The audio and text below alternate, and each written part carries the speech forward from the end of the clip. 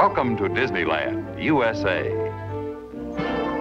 This was all a Disney dream a dozen years ago, a far-out project that was totally unproved. Today, 60 million people have come here from every state in America and from almost every nation around the world. In Town Square on Main Street, many have paused to read the dedication plaque that symbolizes the warm and friendly spirit of Walt Disney's Magic Kingdom. To all who come to this happy place, welcome. Disneyland is your land. Here, age relives fond memories of the past.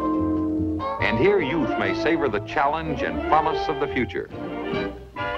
Disneyland is dedicated to the ideals, the dreams, and the hard facts that have created America, with the hope that it will be a source of joy and inspiration to all the world.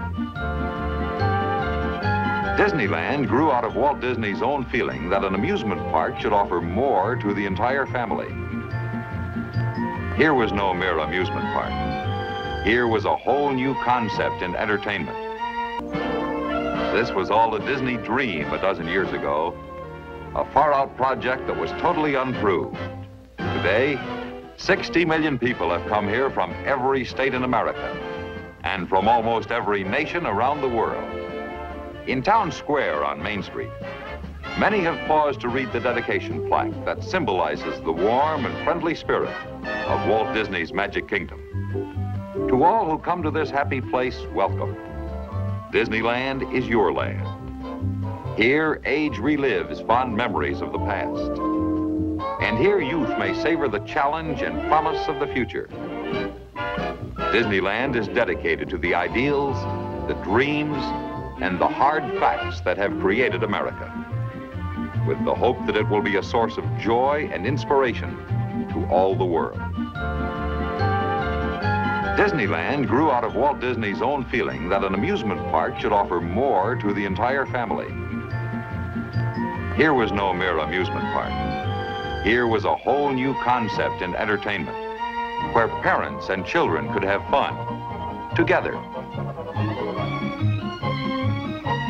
The touchstone of Disneyland's success has been its concern for people, a wholehearted dedication to the happiness of the people who visit here. Today, Disneyland has established standards of performance unsurpassed in all the world. Yet in the planning and building, there were no standards to follow. Whatever worked became the code. Whatever failed to meet the public need was changed, replaced by a better idea. People and vehicles are constantly in motion at Disneyland. Here, people travel aboard almost every method of transportation man has ever designed. Provocative new ideas, like the first monorail system in the Western Hemisphere, have demonstrated their potential in this practical proving ground. Disneyland vehicles have carried 340 million passengers in comfort and speed and have traveled more than 19 million miles in unequaled safety.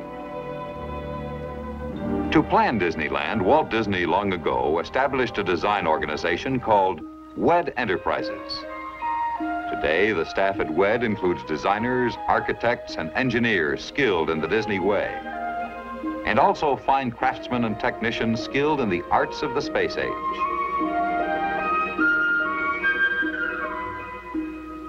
What WED does is called Imagineering, the blending of creative imagination with technical know-how. The talents of WED have gone to work outside Disneyland, too. At the New York World's Fair, 4 of the most popular attractions were Disney shows and corporate exhibits that skillfully welcomed and entertained more than 150,000 people every day.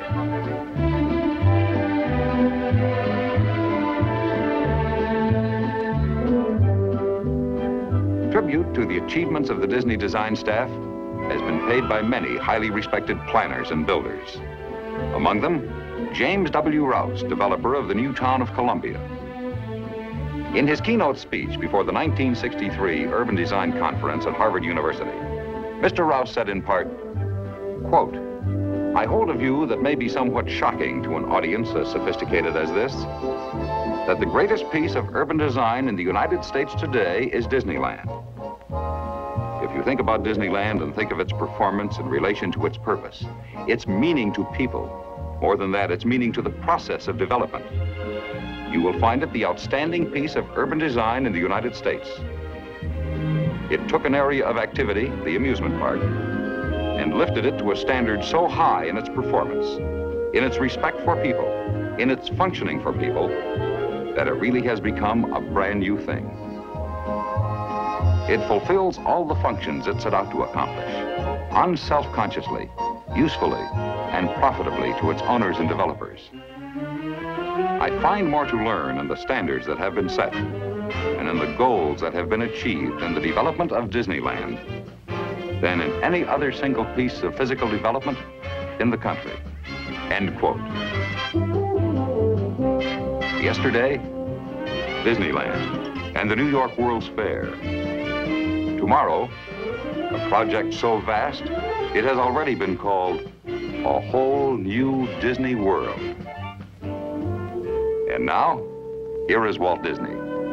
Welcome to a little bit of Florida here in California. This is where the early planning is taking place for our so-called Disney World project. Now, the purpose of this film is to bring you up to date about some of the plans for Disney World. But before I go into any of the details, I want to say just a word about the site of our Florida project. As you can see on this map, we have a perfect location in Florida, almost in the very center of the state. In fact, we selected this site because it's so easy for tourists and Florida residents to get here by automobile. Now, in larger scale on this map, our Florida land is located partly in Orange County and Osceola County, between the cities of Orlando and Kissimmee. And the important thing is that the Disney World is located just a few miles from the crossing point of Interstate 4 and Sunshine State Parkway, Florida's major highways carrying motors east and west and north and south to the center of the state. The sketches and plans you will see today are simply a starting point, our first overall thinking about Disney World. Everything in this room may change time and time again as we move ahead. But the basic philosophy of what we're planning for Disney World is going to remain very much as it is right now.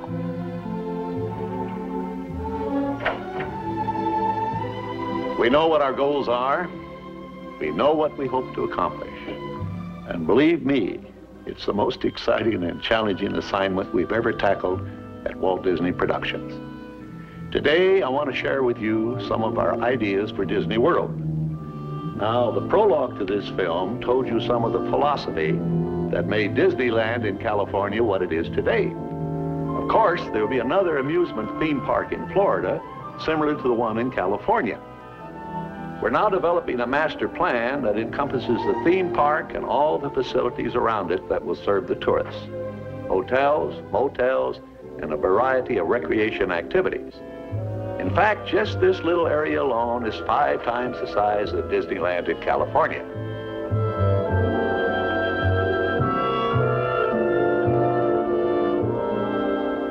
But as you can see on this master plan, the theme park and all the other tourist facilities fill just one small area of our enormous Florida project. According to this scale, I am 6 miles tall. Now that's 12 miles from here up to here, and the whole area encompasses 27,400 acres. That is 43 square miles, twice the size of the island of Manhattan. Now, the area we propose to develop is between the Reedy Creek Swamp and the Bonnet Creek Swamp. So one thing we don't need is a fence to protect us from trespassers. Here in Florida, we have something special we never enjoyed at Disneyland, the blessing of size. There's enough land here to hold all the ideas and plans we could possibly imagine. Right now, our plans include an airport of the future down here in Osceola County, an entrance complex where all visitors will enter Disney World, an industrial park area covering about 1,000 acres, and of course, the theme park area way up here. And all these varied activities around the Disney World will be tied together by a high-speed, rapid transit system running almost the full length of the property.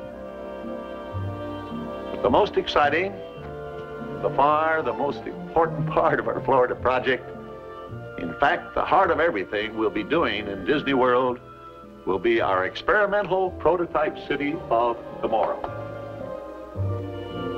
We call it Epcot, spelled E-P-C-O-T, Experimental Prototype Community of Tomorrow.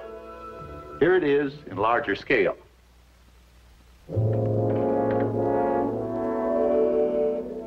Epcot will take its cue from the new ideas and new technologies that are now emerging from the creative centers of American industry.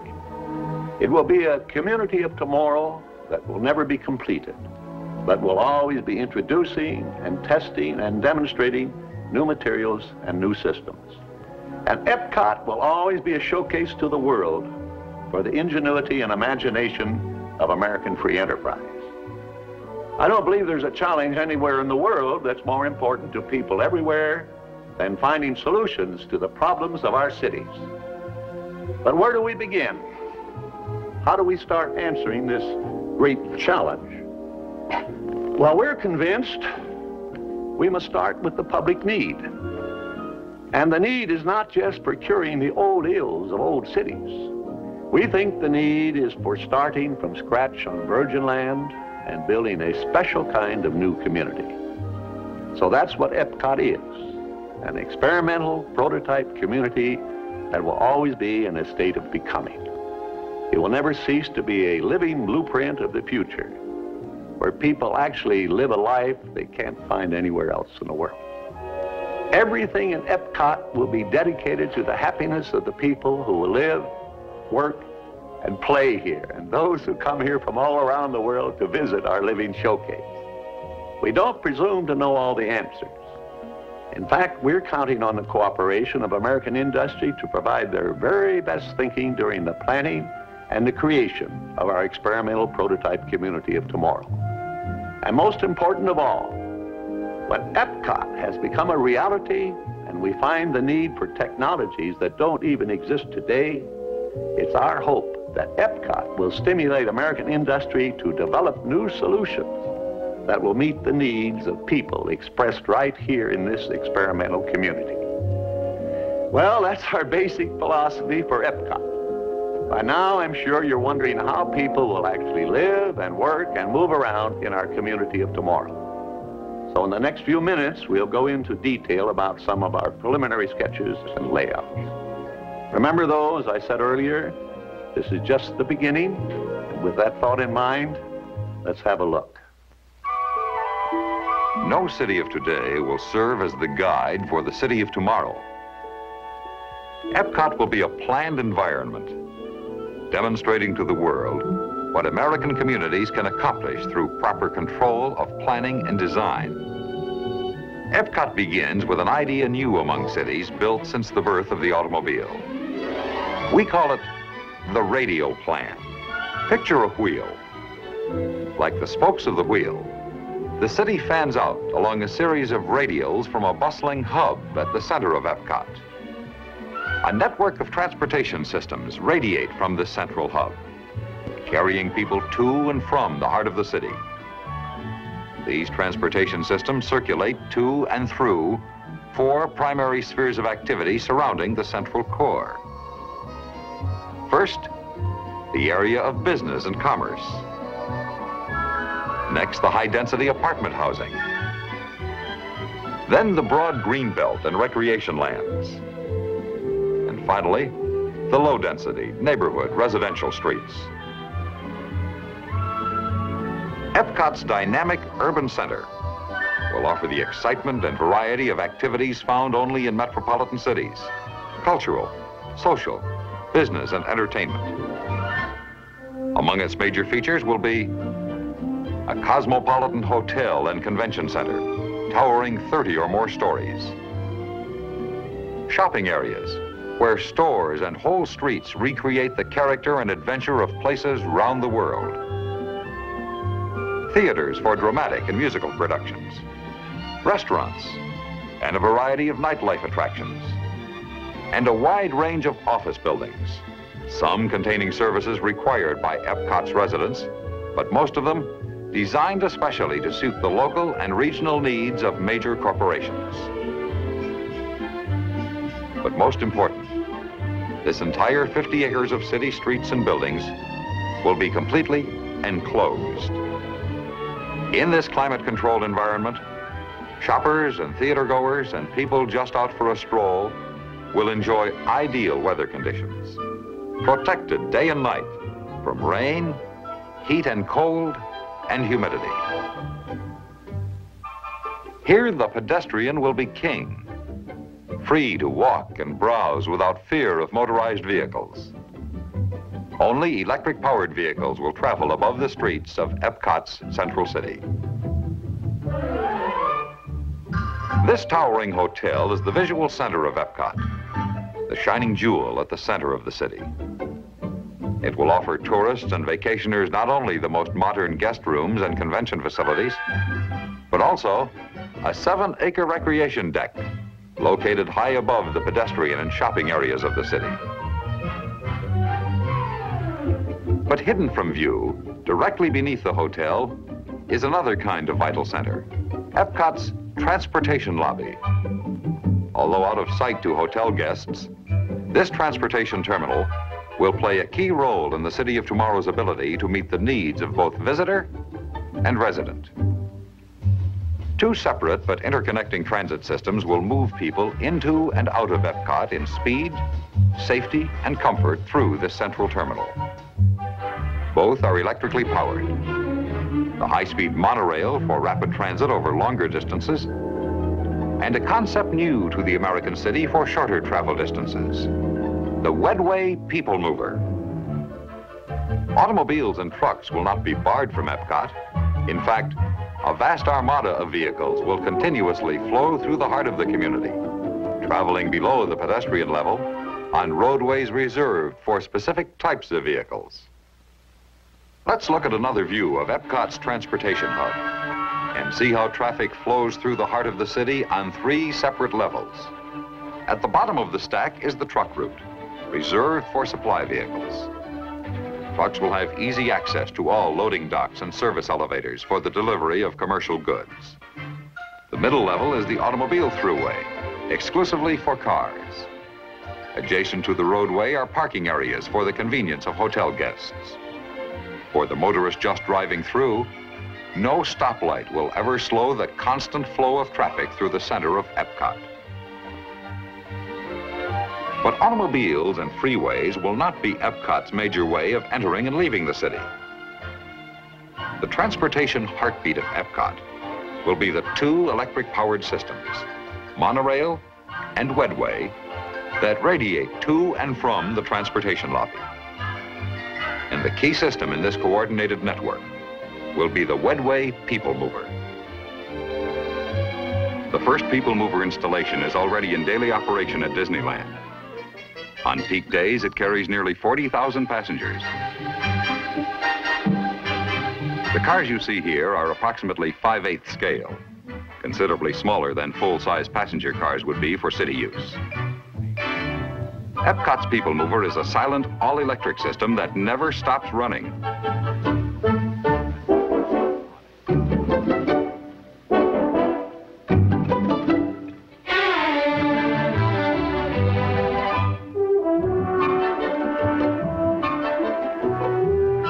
These cars continue to move even while passengers are disembarking or stepping aboard.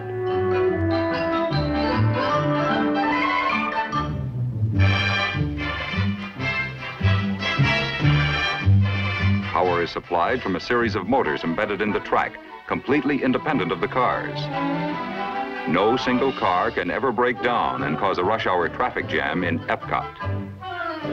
Because the cars run continuously, there will be no waiting in stations for a Wedway People Mover. The next car is always ready.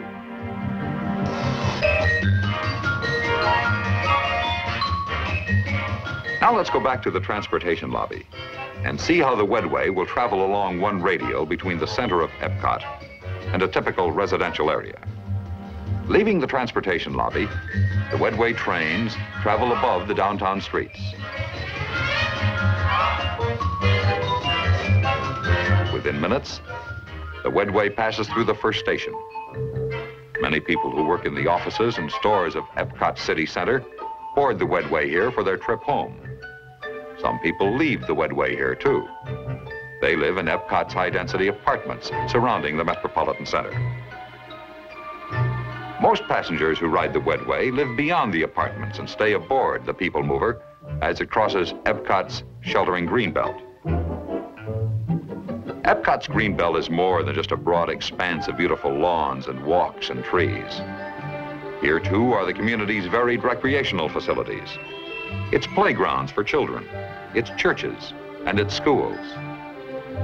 Beyond the greenbelt are Epcot's neighborhood areas of single-family homes. This is one radial neighborhood. Here and throughout the community, residents returning from work or shopping will disembark from the Wedway at stations located conveniently just a few steps from where they live. The homes are located in a wide green area that provides light recreation activities for adults and play areas for children. Circulating through this area are footpaths reserved for pedestrians, electric carts, and bicycles. Children going to and from schools and playgrounds will use these paths, always completely safe and separated from the automobile. The resident leaving home in his automobile will drive down a street reserved for motor vehicles. He then enters a one-way road that circles the city center.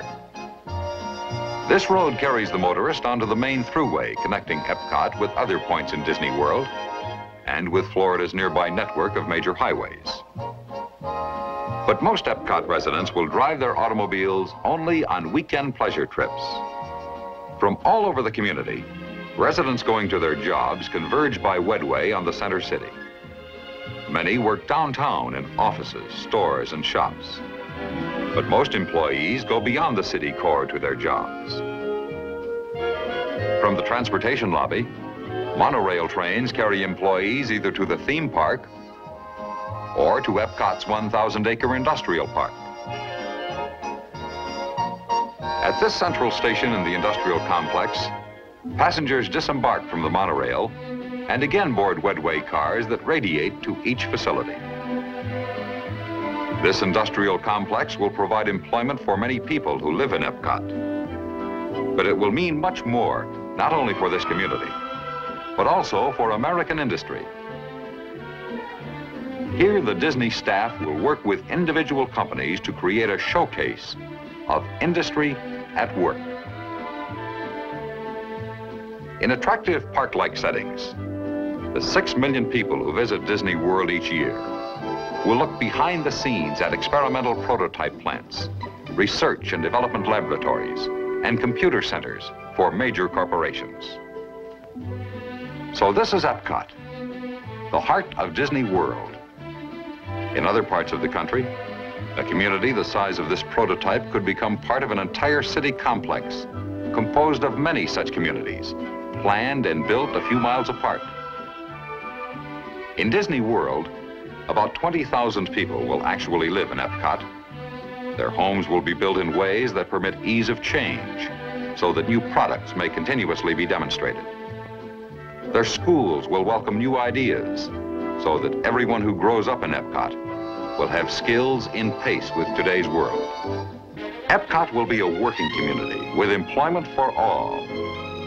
And everyone who lives here will have a responsibility to help keep this community an exciting, living blueprint of the future. And now here again is Walt Disney. That's the starting point for our experimental prototype community of tomorrow. And now, where do we go from these preliminary plans and sketches? Well, a project like this is so vast in scope that no one company alone can make it a reality.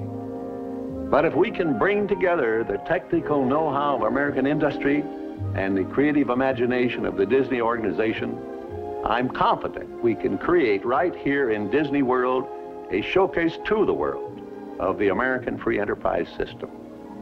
I believe we can build a community that more people will talk about and come to look at than any other area in the world. And with your cooperation, I'm sure this experimental prototype community of tomorrow can influence the future of city living for generations to come. It's an exciting challenge, a once-in-a-lifetime opportunity for everyone who participates. Speaking for myself and the entire Disney organization, we're ready to go right now.